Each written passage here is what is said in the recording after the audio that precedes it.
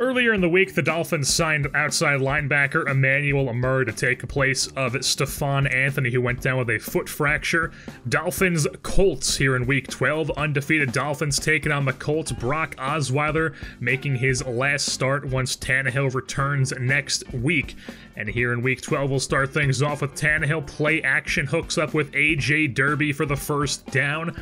3rd and 8 now, needs another conversion. He's on the roll with a tight end, so he decides to go to Mike Gesicki, his tight end 1, another first down. 2nd and 3 now, Osweiler in the pocket, moving around. Here comes the pressure. Jabal Sheard gets to him, forces the fumble as well, and Indianapolis recovers.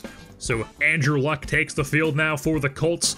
A little bit of a read option here. Keeps the ball, stiff arms a defender in Minkah Fitzpatrick, and then goes all the way to the promised land. Andrew Luck, a 54-yard rushing touchdown, and Indianapolis is up 7-0 here in this first quarter.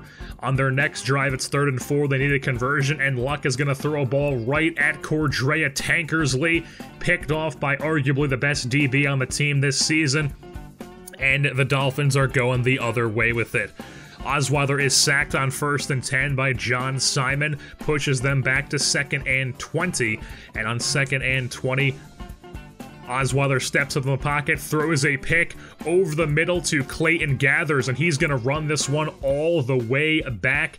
14-0. Indianapolis jumping out to a 2-touchdown lead here in the first quarter. Move things on to the second quarter now. Sun making some weird shadows on the field as Osweiler is hit by Jabal Sheard. Yet again, another forced fumble. This time Miami recovers. 2nd and 25 now. Osweiler is sacked again. We have a 3rd and very long 30 coming up for the Dolphins. Osweiler in the shotgun, empty backfield on his own 27.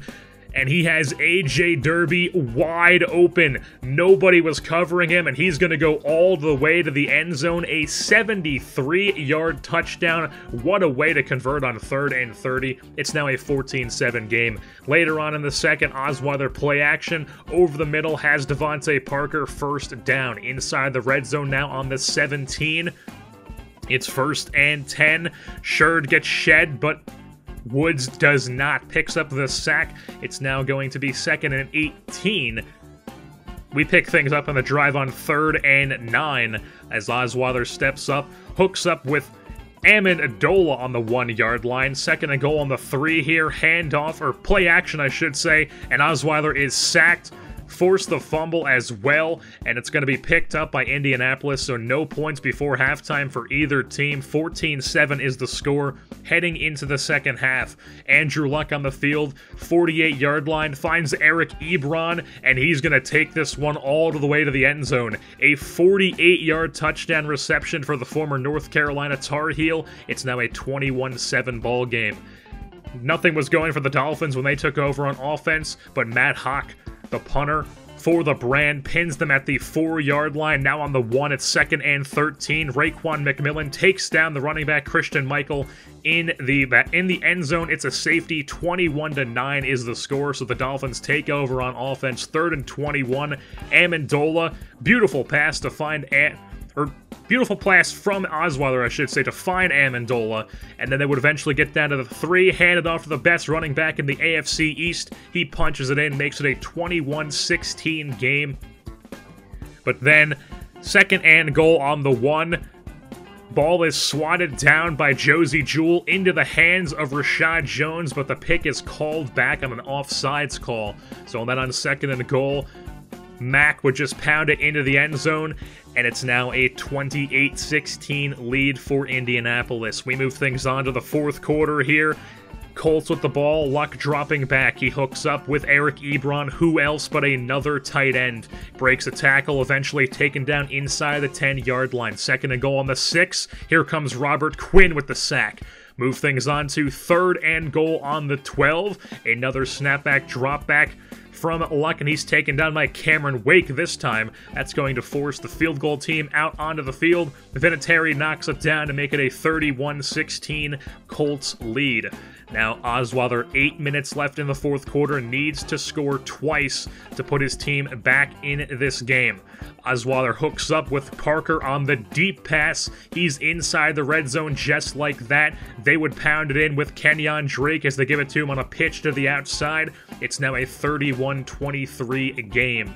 We move things on to the Colts' next drive. It's 3rd and 1. Handoff Christian Michael. He is stopped at the line by Cameron Wake. It's now a 2nd and 10 for the Dolphins as the Colts will be forced to punt, but the Dolphins pinned back inside their own territory deep. Hooks up with Devontae Parker there for the first down. Another 1st and 10, another first down conversion. Another Devontae Parker first down conversion.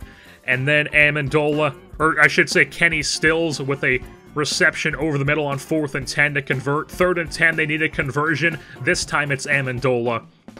Gets the first down conversion. 3rd and 12 now. Osweiler in the pocket. Finds nobody open. Tries to take off. He did not slide, and he fumbles on the hit. Picked up by Clayton Gathers, and that would seal the deal as Brock Osweiler fumbles for the 4th time in this game, and the Indianapolis Colts give the Miami Dolphins their first loss of the season, as the Dolphins are now 11-1 on the campaign.